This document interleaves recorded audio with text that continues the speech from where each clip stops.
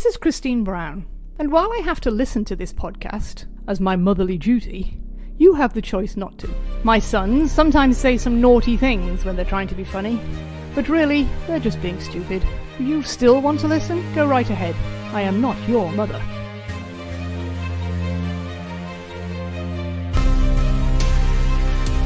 All right, welcome back to the Patriots Dynasty Podcast, Season 3.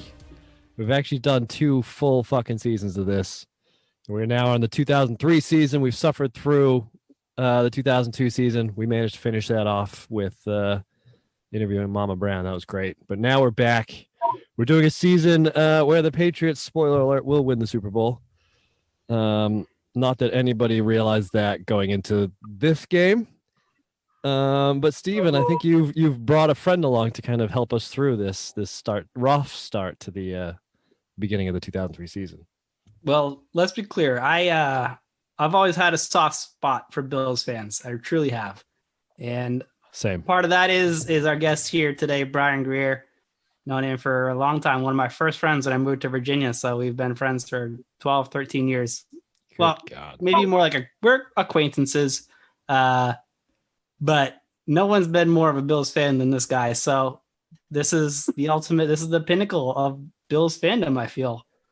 Yeah, really? I wish it could be different, but this is just how it is, you know? Yeah. So I figure, let's give him his chance to shine. And I mean, I think for a Bills fan to come on a Patriots podcast, this is exactly the game you want to do it for. Yeah, there's a reason why I didn't come on last time, and I waited for this game. So this is I don't blame you. The Drew Bledsoe revenge game, as I like to call it. All right, yeah, because we've been calling all the other games the Drew Bledsoe revenge game. He just hasn't gotten revenge until now. Yeah. And let's be clear. Let's be very clear about this. This is only one of 2 Bills games where they actually won. Right? Because one was like a week 17 where Brady only played at half. One was like the game where Brady was suspended and we were on our 4th quarterback and when he had torn ligament in his hand. So this game and I think we watched that game together. I think we watched that 16-0 Jacoby Brissett game together. We did. We were at that bar in DC, and as I was leaving, I encouraged everybody to enjoy their Super Bowl at that Bills bar. Steve. It was week 4, and you guys are hyped. There was another game too where Ryan Fitzpatrick went off and he threw like 4 interceptions in the first half and then 4 touchdowns in the second half or something. That's that Welker game we talked about earlier, Andy, where he had like 218 yards. Oh, right. Yeah. And they still lost somehow. That game was your typical Ryan Fitzpatrick, just shit fuckery game. Those are the 2 games. This game and that game are the 2 Bills peaks. Official and everything win. else has been a deep, deep valley. Well, so I was actually wondering, because I knew we were having Brian on. In terms of like top Bills games over the past 20 years, does this one rank pretty high? It's a good question. Yeah, I mean, it's got to. It really has to. It's funny that like some of the losses stick out harder than some of the wins. like Dallas on Monday night when they came back, like the last minute of the game, that one's brutal. But I'd say for wins, this has to be really at the top. 32-0. Doesn't get any better than that. Whoa. 31 here, buddy. Let's not, giving yourself points. Yeah, right? Damn. Hey, I was drunk for like 23 years here, so give me a break. Spoken like a true Bills fan. I love it. So I'm going to tell us one story about Greer just to illustrate his whole Bills fandom. We go to a bar. We watched a lot of Patriots Bills games together for better or worse. He's in it and he always wants to watch together. So we go to this crazy bar near my house and the Bills go up big in the first half as they may want to do and then blow it, which they're want to do. So he's drinking heavy because they're up and then he's drinking heavier because they're down and blowing it.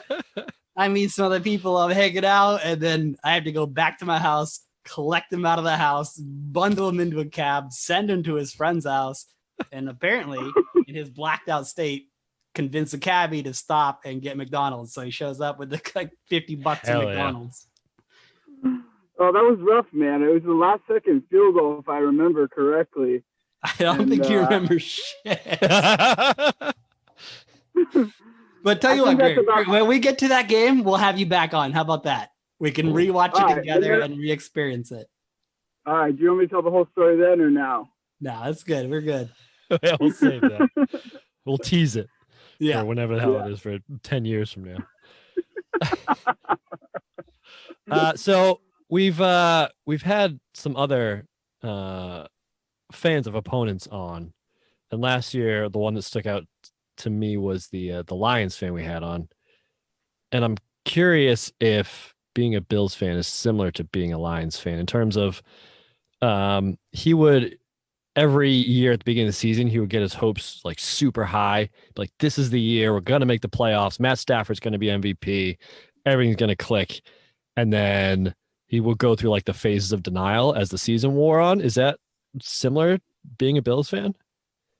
Yeah, 100%. I feel for those types of teams, you know, the Browns, the Lions, you know, the blue collar teams that struggle. It's just really heartbreaking for their fan base. So I kind of relate to that. But yeah, I don't know. We had a few years there, like 4 straight years we went to the Super Bowl. They've not had anything even remotely close. So, well, I believe we asked the Lions fan if he would rather have like just being bad all the time or getting to 4 Super Bowls in a row and losing all of them.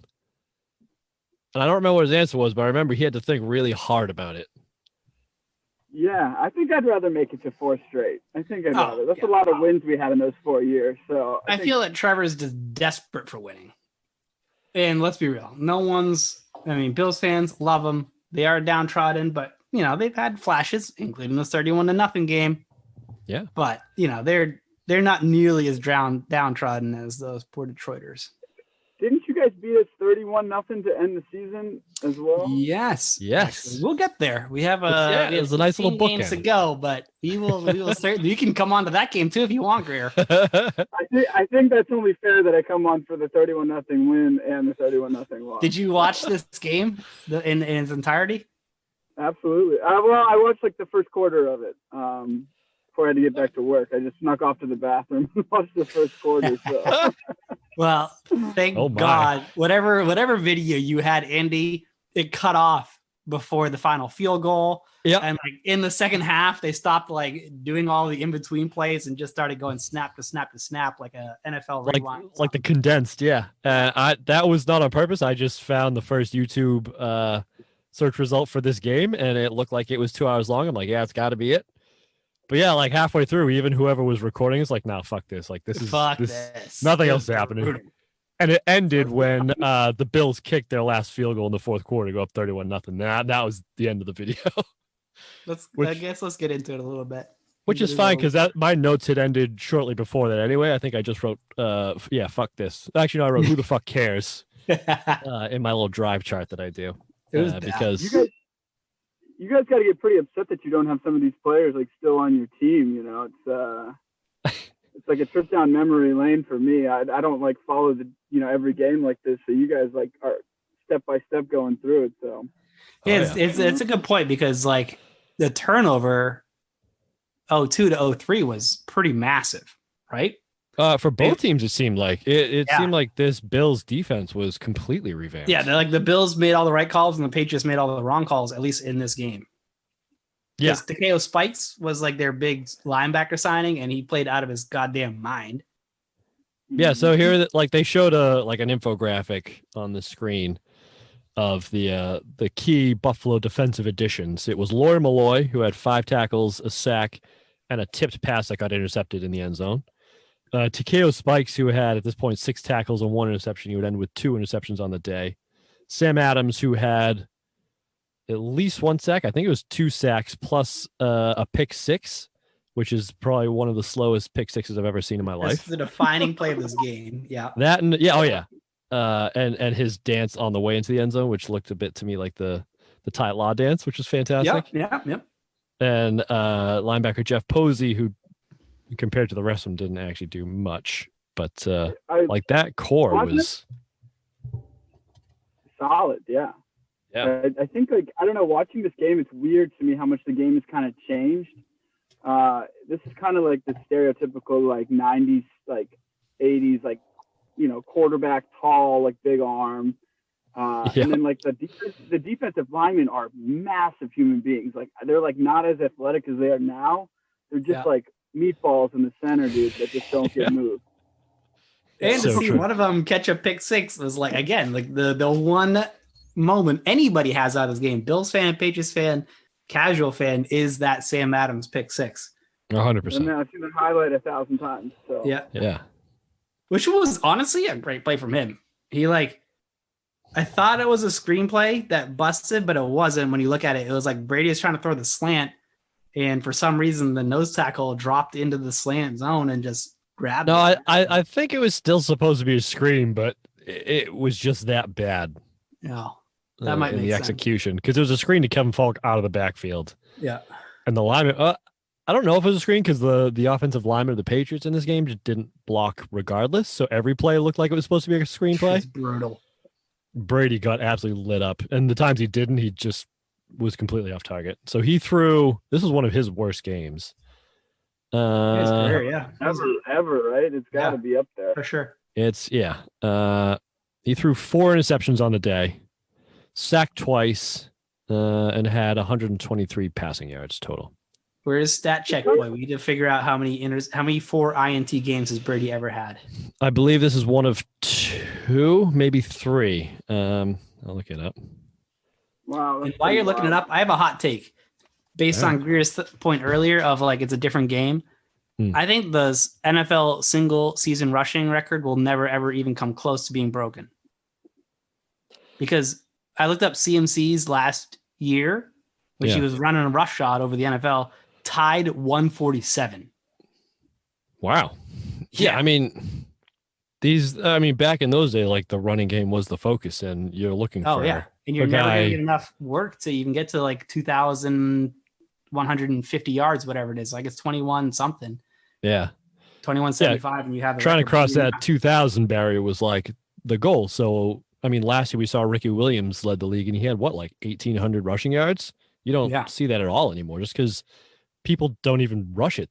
They just sling it to be able to do that. Yeah. I mean, how many times was he touching the ball a game though, Ricky, last year? Oh yeah, that's what I'm saying. Like, it was still like 4 or 5 yards a carry. I think it was like high 4s yards per carry. So he's getting at least 20, 25, 30 touches a game. You know. Oh, I'm sure Christian McCaffrey last year tied 147. His average was probably blowing people out of the water higher on the list, right? Probably. But it's just, you're just not handing the ball off that much because everyone's the short pass and the screen game and that's why there's no RPO is kind of taken over. Yeah. No more Ted Washingtons, who big fan of Ted Washington. I was a big fan of those big boys in the middle. Just all of them. What was the guy that the Redskins got from Tennessee? Never did anything. Albert Hainsworth never did anything after he went to the Redskins. Just got paid and then just sat down. Yep. He played on the Pats too. We saw him. His rookie year was last year. We talked about him in the Titans game. Yeah. Yeah, his rookie year 2002. But then he like right at the end of his career, he did one of those like stops that all like disgraced veterans do with the Patriots and lasted like 3 weeks before. Didn't he get into a fight with Pepper Johnson during a game on the sideline? Oh yeah. And that was the end of him. Yeah, we talked about that. Don't do that. Ooh. All right. To set this game up, I did watch this through the YouTube video was. And the commentators were talking about listening to Buffalo Sports Talk Radio driving in. And Buffalo Sports Talk Radio called this a must-win game. Which I love that. Week one. Because Andy, you complain about Boston Sports Talk Radio, and Greer, I don't know if you have like a good sense of like what Buffalo Sports Talk Radio is like. Because like Boston hates everybody in Boston, and they're always talking shit. And like that's such a Boston Sports Talk Radio. Week one is a must-win game. Yeah. Yeah. I mean, I've never lived in Buffalo. My dad's from Orchard Park, so I've never really gotten to sports talk radio, but I do know for a fact that all Bills fans are completely delusional. So that makes complete sense that we would think it was a must-win game against the Patriots, nonetheless. I feel like you guys go every single Patriots game at home is a must-win, though, right? Every single game at Orchard Park is a must-win. I mean, those are always the games we pay attention to most at the beginning of the season. It's like, when do we play the Patriots? Like, we want it so bad, but it just never happens. Like, never happens. To that point, it really, especially in the past 20 years, never happens to the level that for most wins by a quarterback in Buffalo, in Orchard Park, you have obviously Jim Kelly, top of that list, 66 wins in Buffalo. Joe Ferguson, number 2. Frank Reich, strangely. Number 4 is Drew Bledsoe with 18. Number 5, Tom Brady, 16 wins in Buffalo. I've been posting that stat for years, and I just think it's absolutely incredible. I don't even know how that's possible. He's 5th on the list of quarterback wins in Buffalo, having never actually played for the Buffalo Bills. I mean, there's never been a stat like that for any other quarterback, I feel like, to have like such control on one particular team. I feel like Dan Marino might have dominated someone else in the AFC East, maybe the Pats even. The Patriots probably. No, they beat the Bills like 20 straight times in the 80s, so it might have been. Dan Marino's number 6. Not in Buffalo, I don't think. Nah. Yeah, warm weather teams don't fare well in Buffalo. All right, Andy, let's get into a little bit on the changes in the Pats 02 to 03. Yeah, because that kind of segues into this game too, because the big change was the Patriots bringing in Rodney Harrison at safety, and because of that, they ended up 2 days before. Well, actually, I think it was a few more days than that.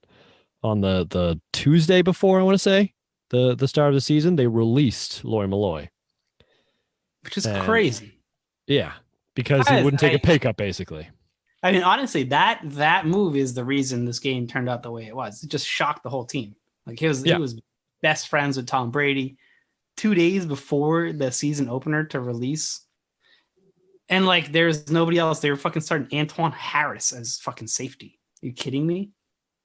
Yeah, because they also got rid of. I never understood that. I never Bucky understood Jones. why they let him go. Basically, it was just a contract dispute where they needed him to restructure his contract, and they couldn't meet on. I still see why in the middle. Play out the year, right? Like, I don't know. I think that was the initial idea, but talks broke down, and so. I mean, who knows what was actually said? I mean, Lawyer Malloy hasn't actually come out and said it, but he was pissed at the time. Oh, but basically, I think there was like an ultimatum of either like we need you to sign take a pay cut, or we're going to cut you. And he's like, well, I'm not taking a fucking pay cut. Probably thinking they weren't actually going to cut him. Right. But this is Bill Belichick, so he fucking did what was best for the team, cut him, and signed with the Bills literally the next day. So he was cut on Tuesday.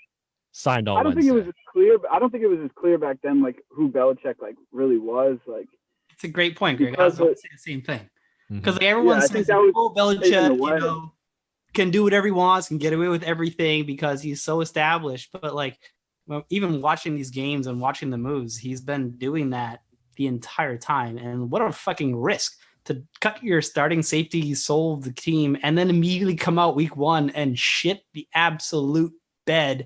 And Lawyer Malloy plays out of his goddamn mind, right? And like has the interception and gets a sack, and like you just look like absolute dog shit. Yeah. And then you go on the fucking biggest win streak in NFL history. Yeah. Right? And part of that was because bringing in guys like Rodney Harrison, who basically started the whole "nobody believes in us." Well, come on, it's us against the world. Could we not have Lawyer and Rodney back there? I think that's what they wanted. Yeah. That would have been sick. But it didn't happen. We can also throw in 2 rookies that showed up in this game.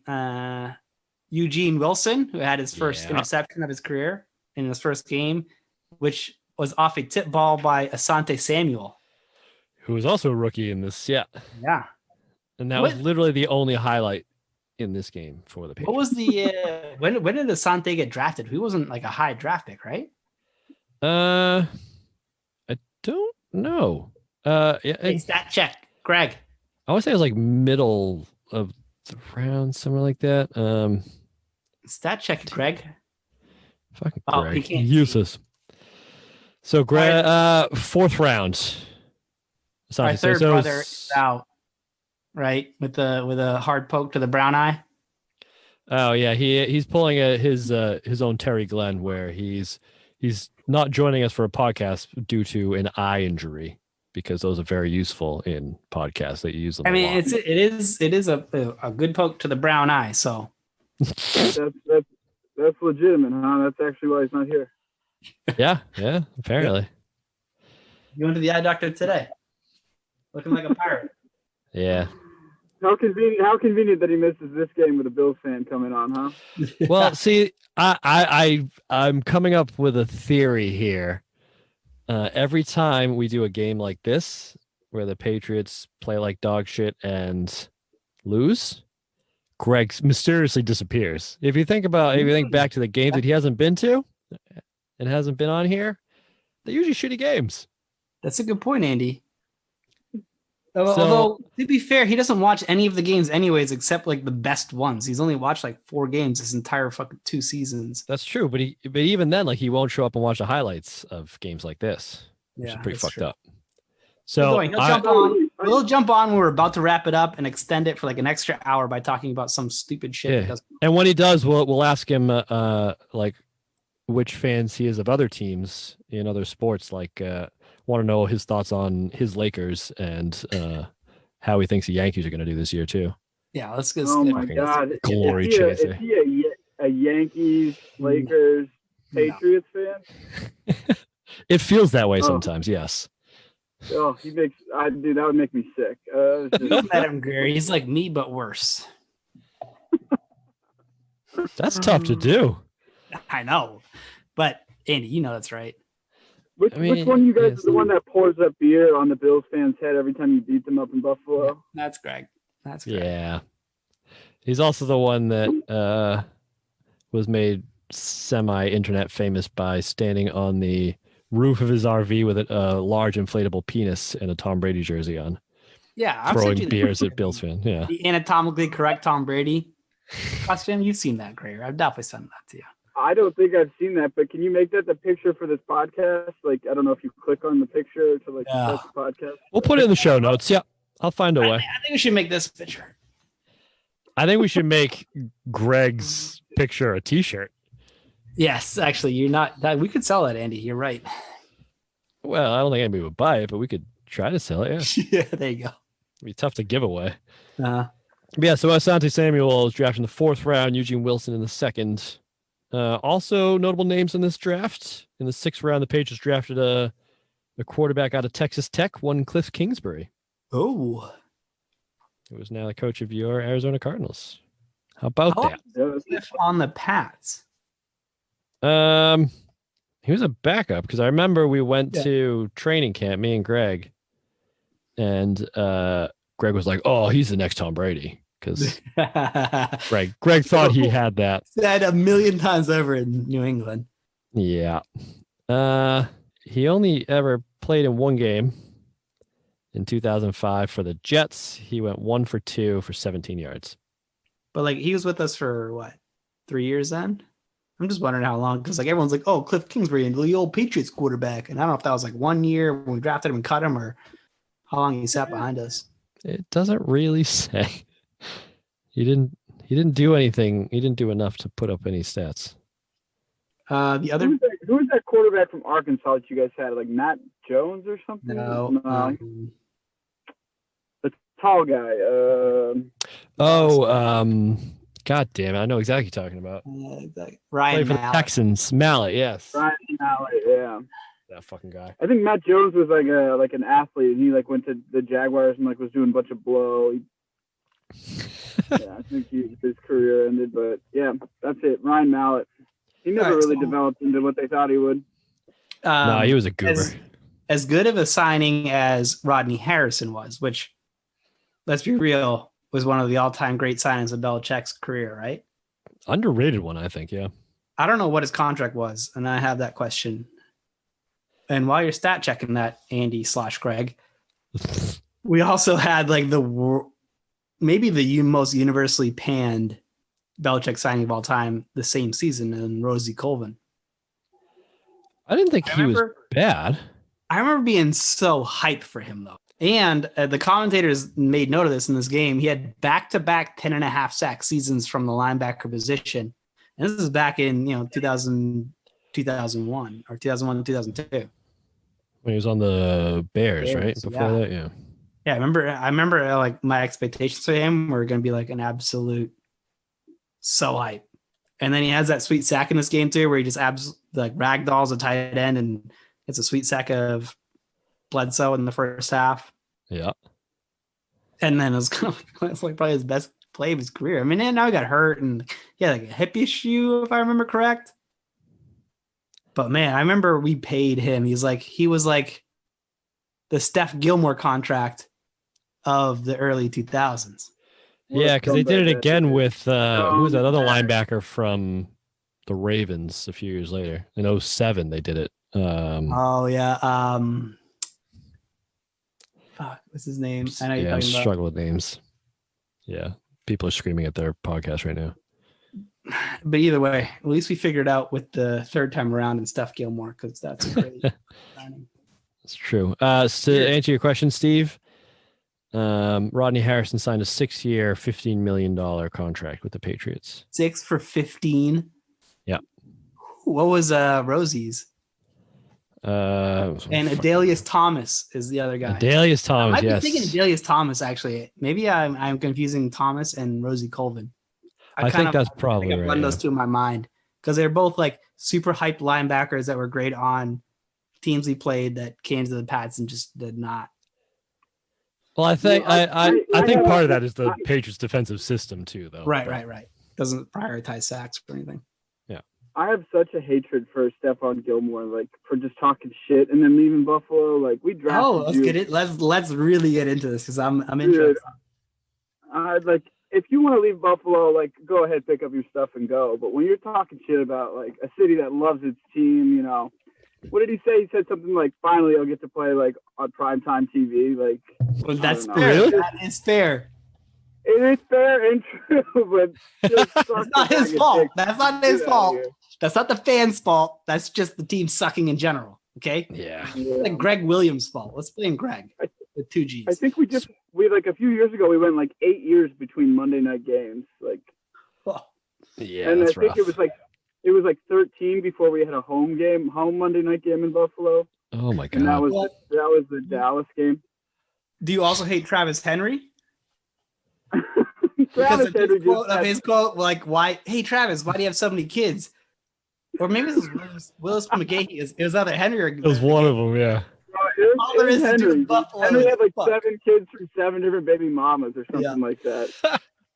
And then they asked him why. It wasn't as bad as Rogers Camardi, but it was pretty bad. But they asked whoever it was why, and he said, "All there is to do in Buffalo is fuck." I know Marshawn Lynch said the coolest place in Buffalo is an Applebee's. So. and you're over here hating on Stephon for just be like, "Hey, I'd like to play in primetime. That'd be cool." Yeah. Get out of here, man. You're just jealous. He came to the Patriots. Remember when he first came and he sucked? I bet you were so hype on that. His first couple games in the Pats, he was not good. Yeah, he wasn't. There was a game earlier this year. I think it was maybe the Seahawks game where he got torched. Yeah, he had a bad game at the beginning. Yeah. Yeah, I don't know. I think Trey White had a better season last year and he got overlooked. It's weird because Stephon won Defensive Player of the Year, but whatever. Yeah, that's fine. He's on more primetime games. Yeah. That's right. He's on more primetime. Gets a more national audience. Trey White didn't let in a touchdown last year, so I mean, Yeah. Cool. I think Trey White's been getting torched this year too, but whatever. We'll just keep moving to 2002, 3. You're Yeah. also right about that. 2003, yeah. Speaking of top end cornerbacks having bad games, Ty Law did not play well in this. The opening drive Bills touchdown was because of a Ty Law end zone defensive pass interference. Put the ball to 1. Travis Henry scored with a touchdown plunge. And the Patriots immediately go 3 and out. And the Bills, like this first quarter was literally 3 drives. It was actually, I don't know if you can call Patriots 3 and out a drive, really. So it was just 2 Bills drives. And that was the entire first quarter. So the Bills had something like halfway through the second, had like 10 minutes of possession to like the Patriots 3 or something ridiculous like that. So I have a theory on this. All right. This is the point where the Patriots switched from 4-3 to 3-4. Correct. This season right here. Yep. This is the first game where they else switched. In the NFL is playing a 4-3, and this is where they buck trend and go back to the old school and play 3-4. Yep. They picked up sense, big. They stopped the fucking run last year. They don't have enough big fat boys. They signed the fattest boy they can get in Ted Washington and say, we got pretty good linebackers because we think Vrabel's pretty good. Yep. Willie, and this is where Willie moves from end to outside linebacker. We got Bruschi, Ted Johnson. Mm-hmm. And like they could not figure it out. They couldn't stop the Bills at all. Well, I don't even think it was that because the Bills didn't rush for many yards in this game. Also we're starting Tyrone Poole across from Ty Law, who then gets hurt and is out for like a series or 2. Right. And like we're just throwing out Asante Samuel as a rookie and Eugene Wilson rookies, and it's like, all right, get out there and cover Eric Moulds and Josh Reed. Good luck. And I mean, I think they did. Like the Bills didn't put up massive offensive numbers. They had 107 rushing yards on 33 carries, so that's not great. And Bledsoe only threw for 230 passing yards. Yeah, I felt like season stats are like pathetic. I like couldn't believe that what I was looking at.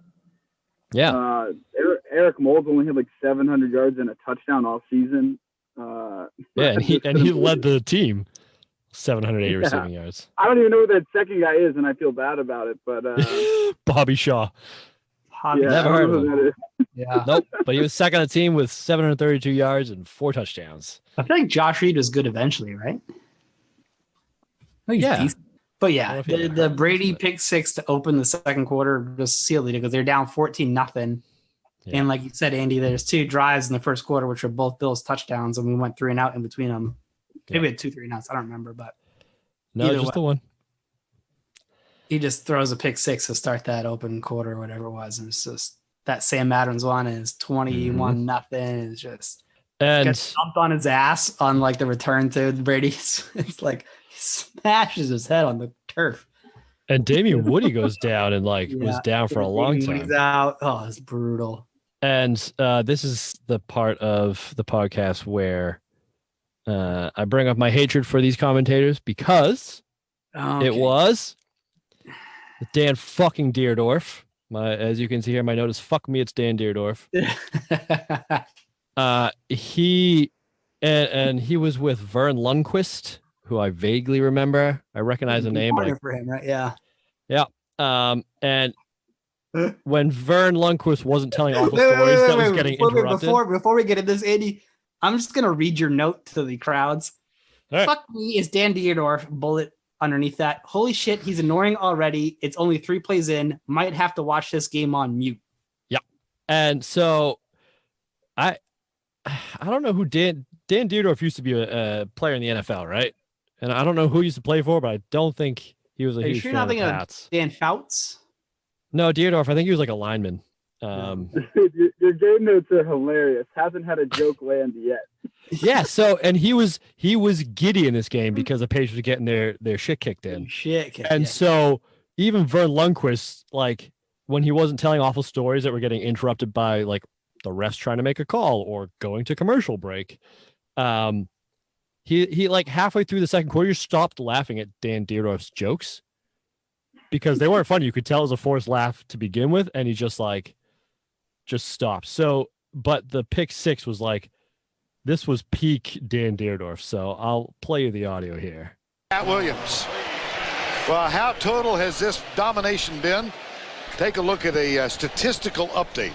Rushing yards. This is 10 minutes left in the What's second next? quarter. Passing yards. -3. Not And good. Not good. Total yards. Even verse. I'm sure Bill Belichick can hardly believe it. Right now, this New England offense has got to get off its butt and do something. Their defense had a 3 and out. Reward them for it. Intercepted. Picked off right side. Here goes Big Sam.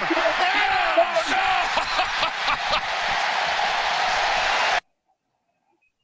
So that to me, like, it sounds Why like do you hate that, Andy? Why do you hate that so much? I just hate Dan Dierdorf, and this is like peak Dan Dierdorf, just giggling with glee. Sound like he's fucking commentating the WWF. I can't believe he did that. Okay, I can see that. But I don't know. It's better than fucking Pat Summerall being emotionless. I'd take Pat Summerall over this garbage any day of the And week. wait. Let's rewind this again, because at that point, the Bills had 153 passing yards, the Patriots -3, and you said they ended up with 200 and something? They end up with 230 total passing yards. They only added like 70 yards after that?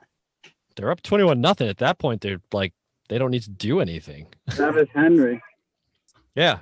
But even he didn't get above 100 yards. They had 100 yards rushing. That's crazy. Well, the thing is, like, then Brady gets picked off on the deep shot on the next drive. Yeah, which And they had a then- good drive going. Then that was on. I'm gonna be real right here, and that was a great play by Lawyer Malloy, because he got fooled by that flea flicker or whatever the action was in the backfield. He definitely took a step in, and he was beat, and he busted his ass back and got into Deion Branch, and Tom Brady underthrew it a little bit, and he just kind of got his shoulder on it, and it bounced up, and Nate Clements intercepted it.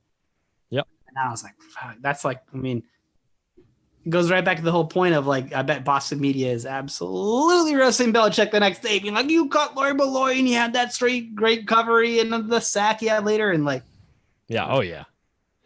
But yeah, like I always liked Bird Lundquist. Say it again. I always liked Vern. I had no problem with Vern, but yeah, I mean, this is Collinsworth, dude. I have that dude sucks. Yeah, I'm not a fan of most commentators. Andy hates every comment.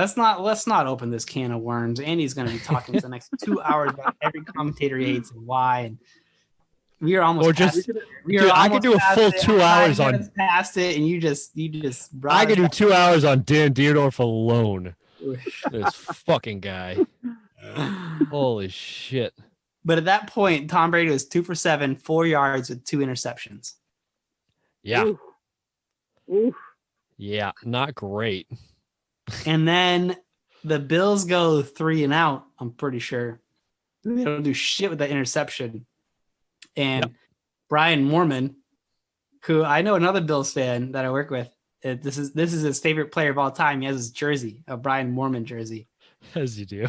Yeah, it's a punter. Get a lot of work.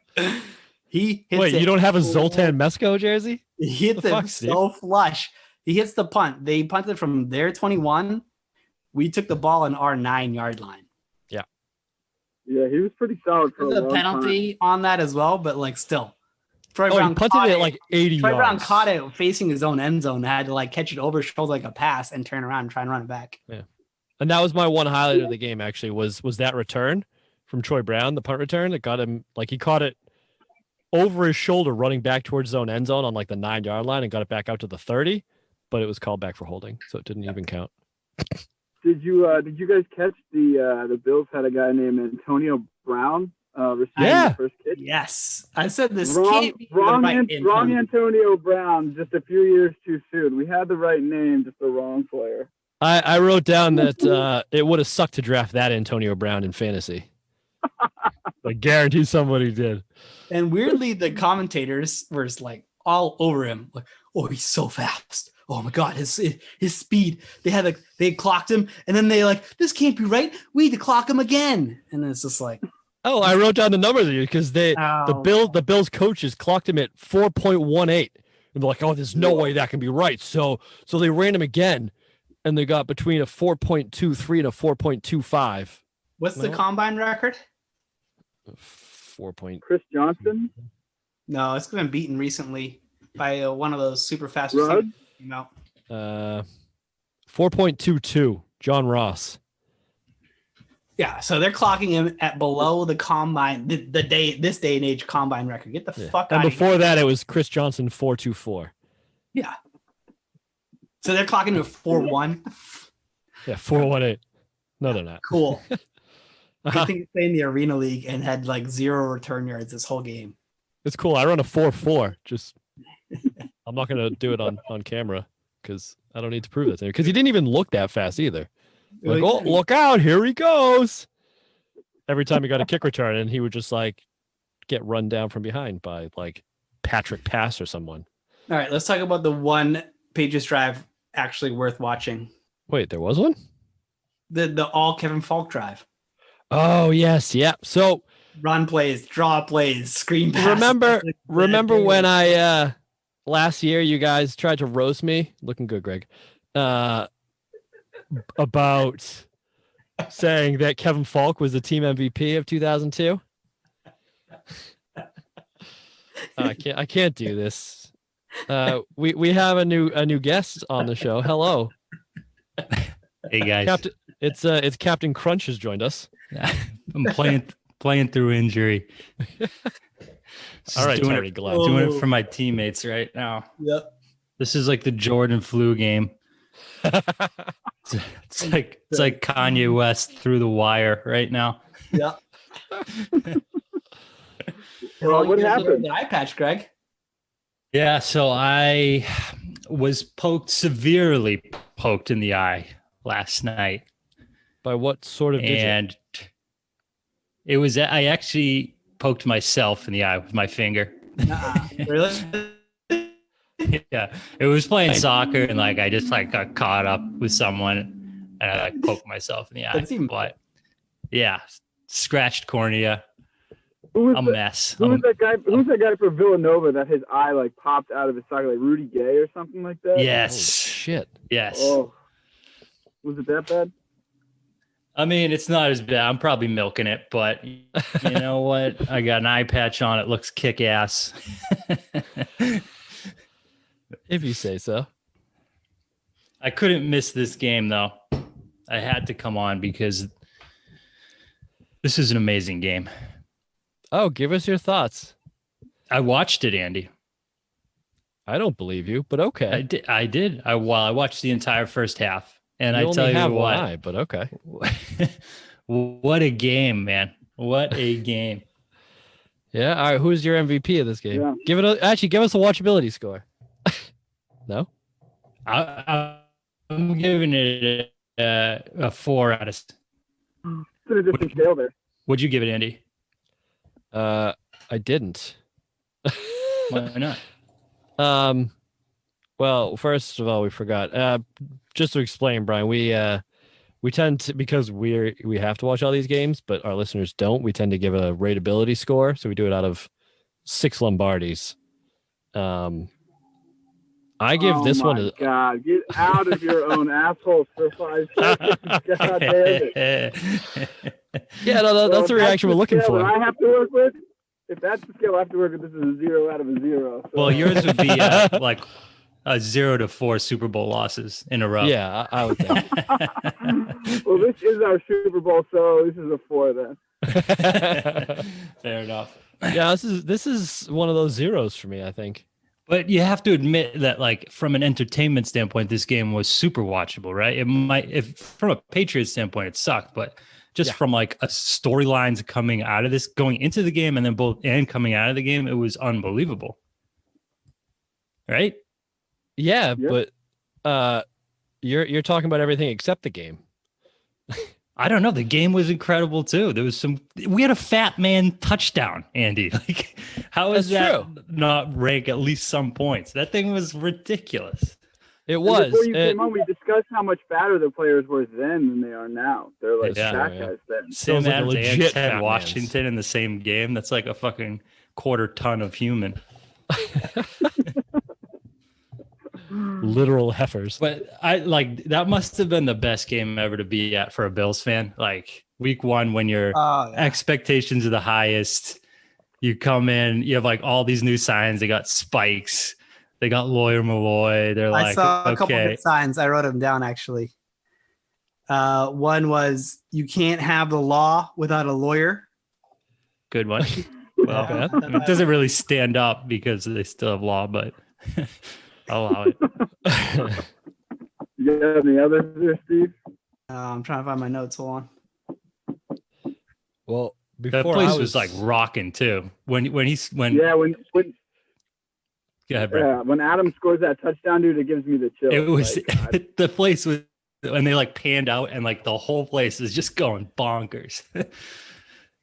And it feels like Buffalo Stadium is like a super good like D3 school stadium. Like I don't know, like when it's just popping off, like they're just there to party, and it's just a good time. Yeah, knowing the atmosphere, analogy. like when the Bills are like losing, and it's still an amazing atmosphere. I can't imagine what it feels like when they're blowing a team out. It must be just so awesome to be at.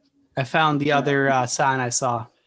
Oh, So what was it? CBS, which everyone does those like network names so they can get on TV. It's a championship Bills season. Hopes are high. Oh, Hey, so Greg, we didn't actually. You missed this, Greg, because we were talking about the announcer talking about when they're driving into the stadium. Buffalo Sports Talk Radio said this is a must-win game. Week one must win. For Unbelievable. their championship Bill season because you can't have law without lawyer. Yeah. And then they win 31-0 and go 6-10. Not just that. This game was about 4 years before I ever met you, Steve.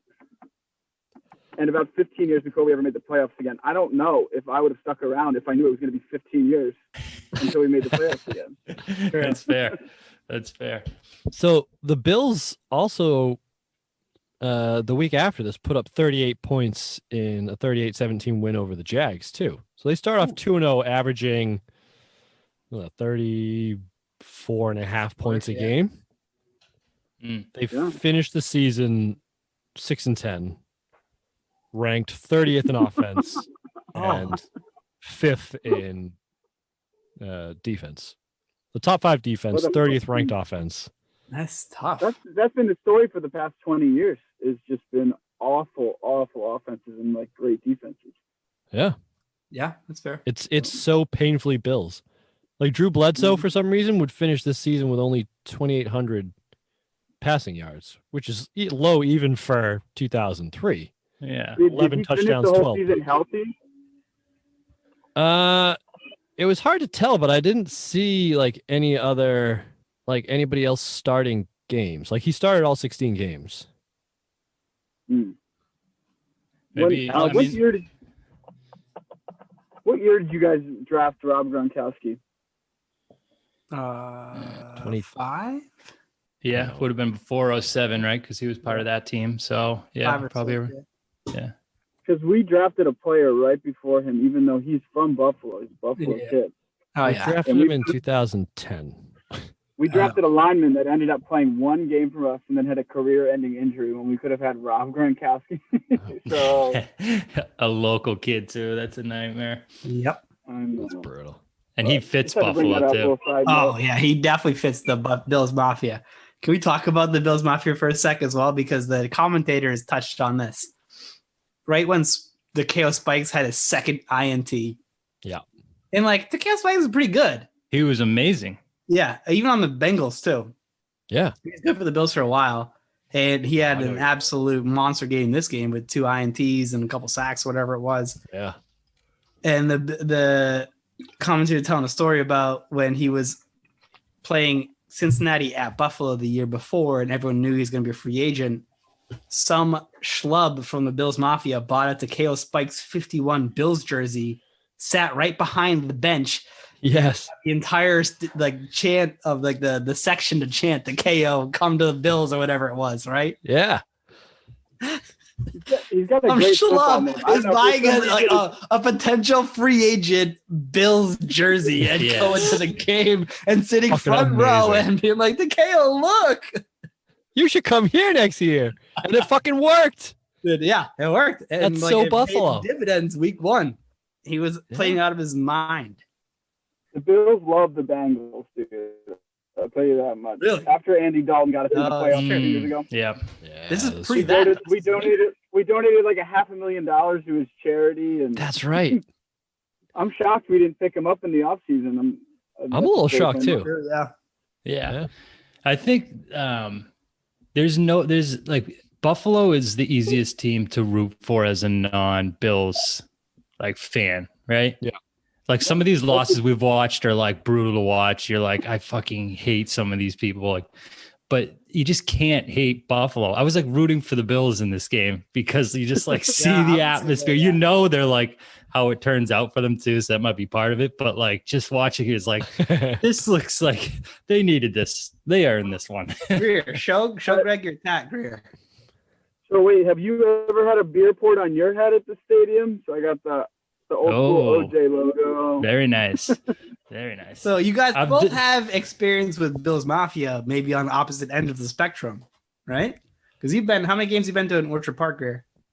Like 6 or 7. Been to me or him? Both. I've probably been to probably 10, I'd say. Yeah, I've been like 6 or 7 times. How many Pats games you been to, Greer, at Orchard Park? Any? Never. Oh, Good decision. I see a live remote episode in our future. Oh God. If they ever let fans back, I will fly there to go. I went to the Houston game in Houston last year. Thank God I was blacked out for the second half because I watched the highlights and it's just miserable. The playoff game? Yeah, the playoff game. Ooh. Well, you missed the Josh Allen phantom fumble. Yeah. That was hilarious. The pitch to nowhere. But I just remember being carried up the stadium stairs afterwards. That's quite rough. That's called being consistent with the narrative.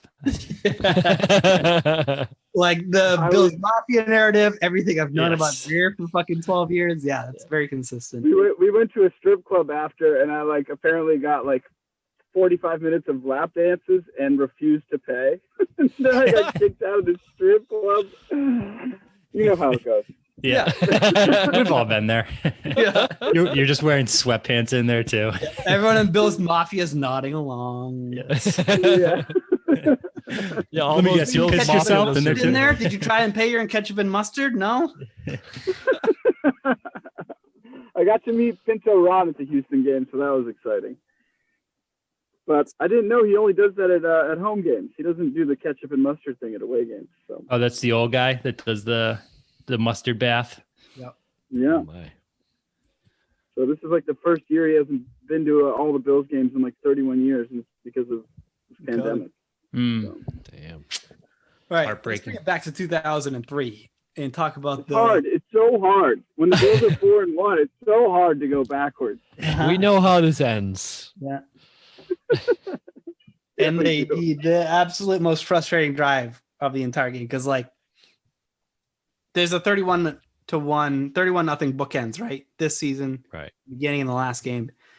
And I remember the very end of the last game where they threw a pick in the end zone. And I'm like, yeah, they didn't have a chance. And then they're driving garbage time. But I don't remember this game specifically. And did we have a chance to make it not a shutout? Yes. And we did because Travis Henry fumbled it on his own 20, just on a handoff and just didn't. He was like, oh, I'm just going to put this on the ground instead. And Willie jumped on it. So we have the ball on the 20. And I have in my how do we not score? Yeah. And then I have in my caps, we have it on the 2 in all caps. How do we not score? Right. First and goal from the 2. Yeah. And we end up 31-0. Yeah. So how did they so not what score? did happen? I don't remember. Yeah. I didn't watch that far in the highlights. I have in my next note is give it to Kevin, please, because he's been the only one. One of the other earlier stats is Kevin Falk, 53 yards. The rest of the team, -2. That's what I was going to bring up before Greg showed up, is that y'all fucking were shitting on me for last season for saying that my hot take was Kevin Falk was the team MVP of 2002. Well, he fucking was the team MVP of this game, too. He kept it going. Literally the only guy doing anything in this game. And then right after that, we had the 4th and 1 where we got a fucking false start. And I said, who are we? The goddamn Bills. And then the Buffalo, we punt it and the Buffalo turns it over and we have the ball in the 20. We get it all the way down to the 2. And I said, just give it to Kevin. And they run Antoine Smith into the line twice for nothing. Yep. And then there must have been a penalty because they're back on the 8-yard line and I don't know, the video just cut it out. The video cuts the penalty out. For some reason, we go from the 3 to the 8. Yeah, it got a little choppy here. Which poses the question, do you think that shit like that? Do you think Belichick wanted to be skunked just so he could skunk the Bills 31-0 at the end of the season? Is that no? Belichick wanted. No, but I think the fact that it was 31-0, I vaguely remember when it happened. It was only 21-0, and the announcer's saying if we score here, it's 21-7. Like no, I'm talking about at the end of the season when the Patriots were up 31-0 and the Bills were driving at the end. The Patriots had put in their second team defense, but as soon as they started driving, they put all the first team guys back in to make sure it stayed 31-0. Yeah, and Teddy had that interception. I think Belichick has proved that he is willing to do the fuck you fourth quarter plays. Like he did that every week in 2007 with the fourth quarter fuck you touchdown. Oh yeah.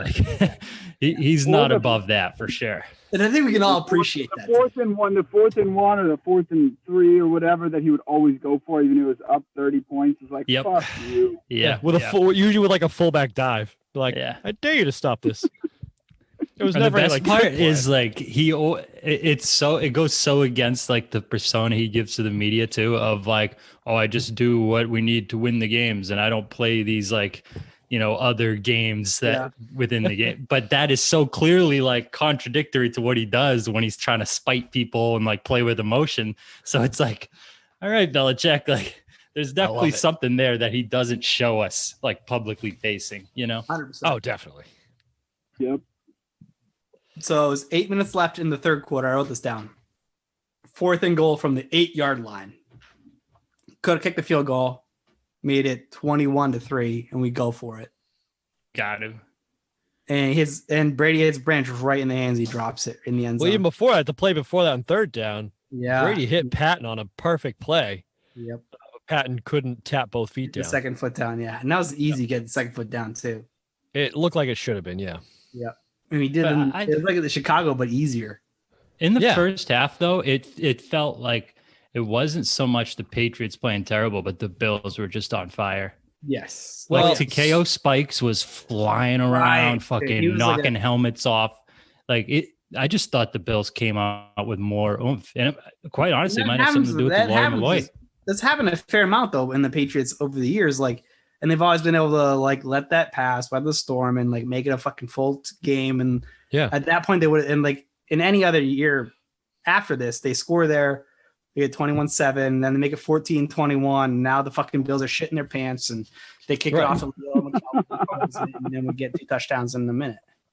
And I think, like you guys were talking about how you were like able to root for the Bills in this one, how fun it was. I think the reason I couldn't, because I was almost there, but then I realized that Greg Williams was a coach, and they did a halftime interview with him, and I don't know if this is like trash talking, but I found it interesting. Greg Williams.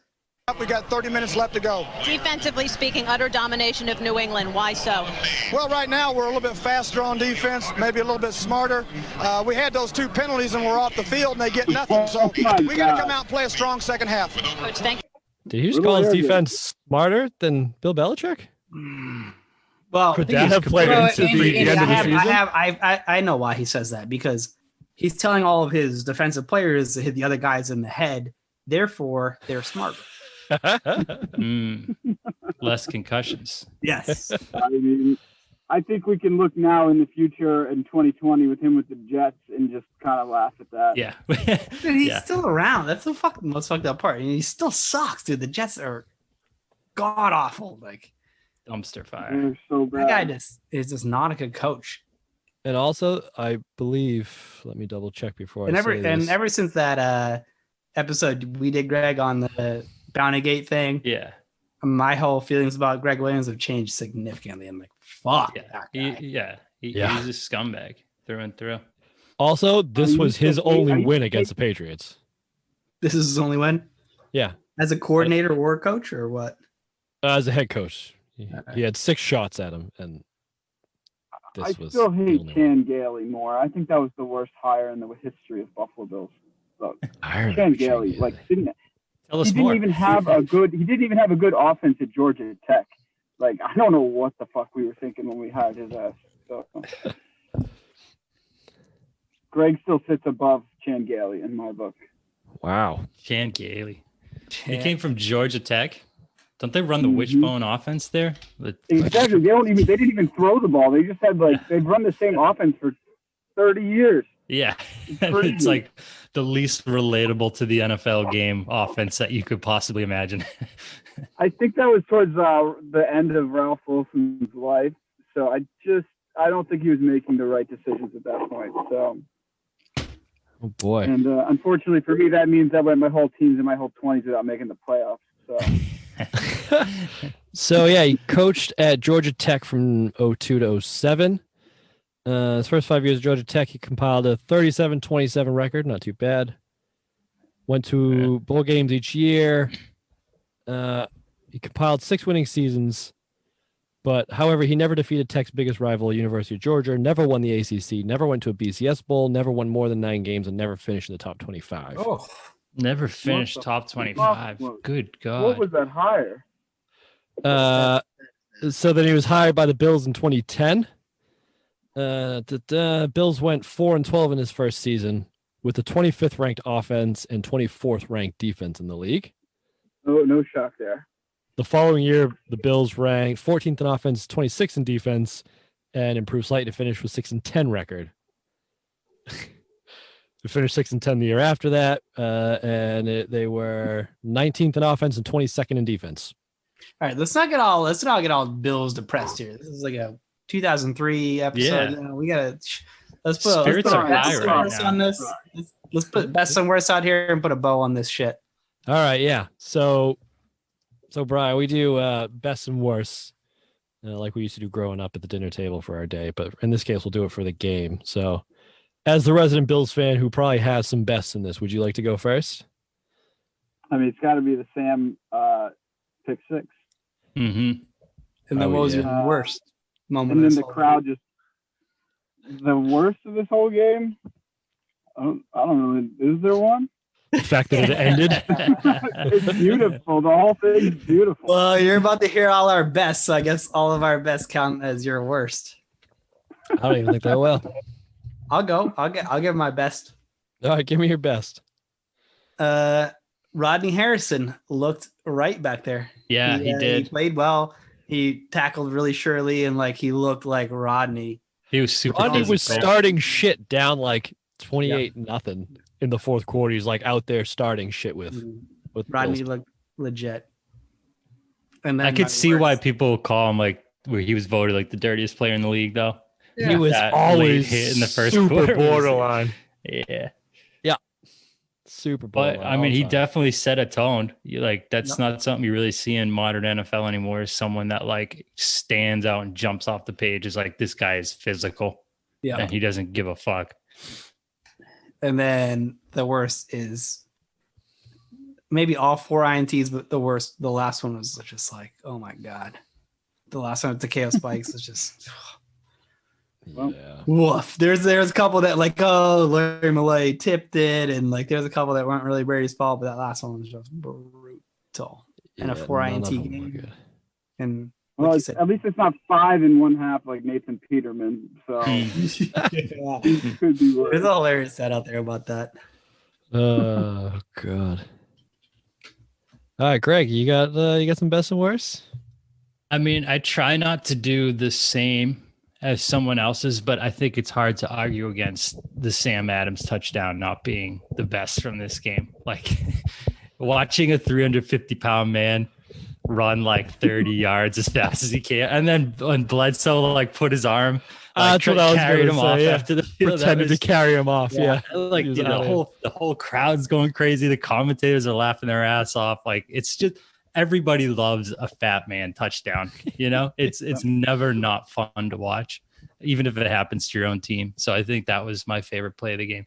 And you know what? That's what made this game memorable. Like looking back and being like, oh yeah, that 31-0 game. I remember that fat man touchdown. So it's like that was certainly a memorable play in Patriots lore, right? Definitely is. My worst, I mean, I guess you have to say Brady's 4 picks. He looked like trash. He did, yeah. And the fact that could have been the more offensive too. line looked like they were considering every play a screenplay. Yeah, that block on the Lawyer Malloy sack.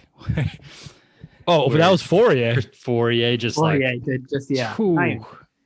He got turnstiled. It was gave him the Olay. Awful. Yeah, he did. Yeah, I think even though Brady has like the 4th or 5th most wins in Bills, history, at Buffalo, he's like, I don't know, he's struggled against Buffalo at times, and it's true. I think it's just that the Bills' offense has been so bad for so many years, and he still came out with a victory. Yeah, he always seems to be able to put like just enough together to beat the Bills in Buffalo. That's just like the feeling I get watching him play in Buffalo. Like they always give him trouble, but he finds some way to just like stumble his way through those games and pull out the victory. I agree with that. Yeah, because it was like the one that sticks out to me is it was like Danny Amendola's first game as a Patriot, and he was like playing on one leg, but he was literally the only person that Brady was looking at. And he went for like almost 200 receiving yards with like a broken foot or something ridiculous like that. And they managed to like kick a last minute field goal to win it when they probably didn't even deserve to be in it in the first place. Well, unlike this game. That's the Patriot way. Yep. That's more the Bills way, just choke it away at the end. It's both. A symbiotic relationship. Greg, did you have a worst? Oh, it was yes. I mean, I guess I don't know. I wanted to bring it up. I don't know if it's the worst, but what do you guys think about them cutting Malloy? Looking back, I remember the time thinking it was I thought it was a trade, and I don't get that it was a cut. And we talked about this earlier before he jumped on, Greg, and it's like I guess it was a money thing and like a fucking brinkmanship. Take a pay cut, we'll cut you. I don't give a shit, and then they cut him. Yeah, that's what it sounds like. Yeah, basically. That's crazy. I mean, I don't just have him play out the rest of his contract. It probably wasn't like that much money, right? Pat's cleared $5.86 million in cap space with his release. Yeah. And what do they do with it though? Like, it's not like they signed Rodney Harrison the next day either, right? Yeah, to had do Harrison on the books. Like the week of week one doesn't really make sense, right? Right. The timing is crazy. So it kind of makes you think like off season. Yeah, it feels like a power play more than like a actual like financial move. Yeah, it almost felt like the Patriots knew like what he was worth to them, like they always do nowadays. It's like, all right, this is what you're worth to us, take it or leave it. And this was the first player who left it, you know? It's like, well, it wasn't like he was a free agent though. Like they cut him. They still had him under contract, and they always like, if you're not taking it, they'll play out your contract and then go fucking somewhere else. Yeah, we're not gonna cut you. We're not the goddamn Jets, you know. We're like Le'Veon Bell and be like, oh well, see you later. We'll just eat the fucking guaranteed salary, which is crazy to me. Yeah, but I also don't know if he knew it was going to be like quite the dynasty that it was, you know, at that point. Well, yeah, nobody did. I mean, the way that we played, the offensive line couldn't block shit. Defense looked like absolute garbage. Nobody on offense flashed except for Kevin Falk. Tom Brady threw 4 INTs. Nothing about this game says this team in 6 games is going to start the longest win streak in NFL history.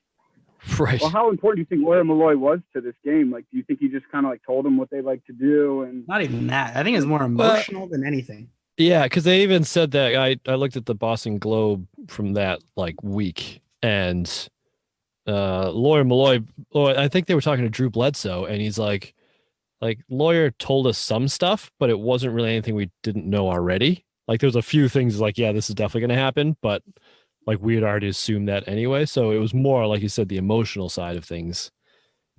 And I have a quote attributed to Lawyer Malloy from the commentators that Greg with 2 G's loved, apparently. No giggling on Fridays. Oh, yeah. Because I guess they're like the big on giggling in Buffalo on Fridays. And now Lawyer Malloy came in and he said no giggling on Fridays. And Greg Williams was like, oh, yeah, nice. Next thing you know, 31-0.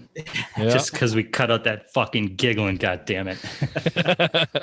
You want to hear a quote from Ty Law about the Malloy getting cut?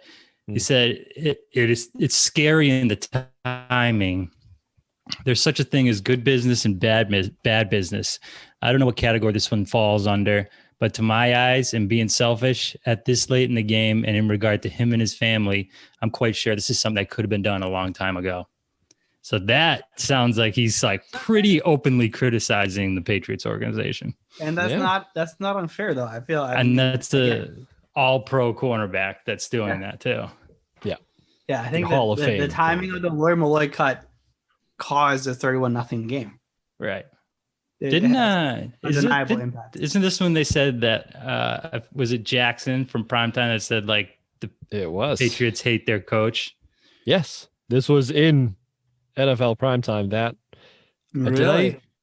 Yeah, I put that in the show notes, I think, but I don't know if it's actually in. Andy, we all know we don't read those. I know. I don't do it for you. I think they probably did to a degree, though. Maybe not Belichick, but like they're pretty like pissed off at the organization. And then at that point, how long had Lawyer been there? 8, 10 years, something like that. Right. And it's different if you have like if you've won Super Bowls and you have this culture and they've made it like clear that there's no one above the team, blah blah blah. 100%. Like it's almost expected. But when it's like the first one, and you don't have that like history to rely on, then it's a kind of a different ball game because at one point though, I don't think he's the first one. Drew's the first one. But that one, I think everyone agrees. It's different, but it is Brady. You know, that wasn't the timing of it wasn't bad either. I think it's the timing more than anything that was the issue. I mean, there's never been anything like that since, though, right? When's the last time we've cut a starter? I mean, a week before the first game of the season. They've made some pretty aggressive moves, though. But they never cut a starter right before Seymour. The season starts, they traded Seymour. Yeah. Jamie Collins, they just got rid of him for a bag of balls in the middle of the season. Yeah, in the middle of the season. Fucking really strange. And then brought him back, and he was amazing. Yeah, but never like this. I was reading in a Yahoo article this year, like you guys had a running back that led the team, and then the next year he was like tardy to a meeting or something like that, and Belichick just Jonas Gray. Yeah, you're ran for the time frame.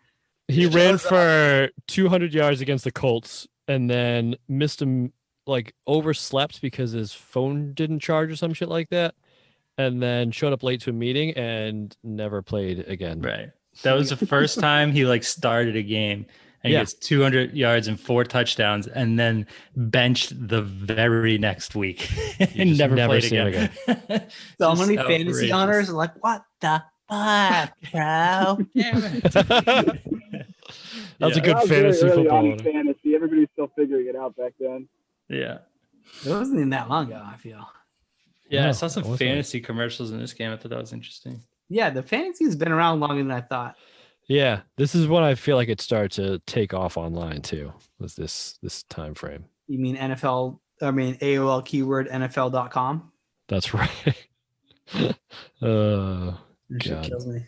All right, my best and worst. Let me see if I can find a best.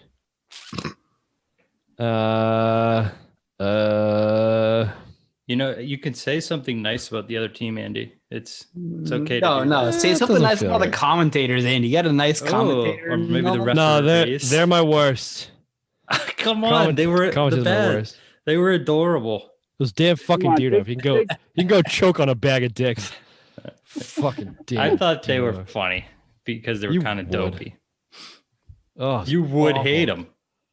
Oh, it's awful. Come on, take a page out of Dave Portnoy's book and say something nice about the Bills, dude. Let's hear it, Andy. I don't know if I can do that. Come on. They're not the Jets, okay? I'm all about this. I will say that Greg Williams' bounty gate did not affect anybody in this game, so that was nice. That's your best. No one got it. No. Oh, here we go. My best in this game was Sammy Morris sighting. I fucking love Sammy Morris. Yeah. And I have a hot take that too.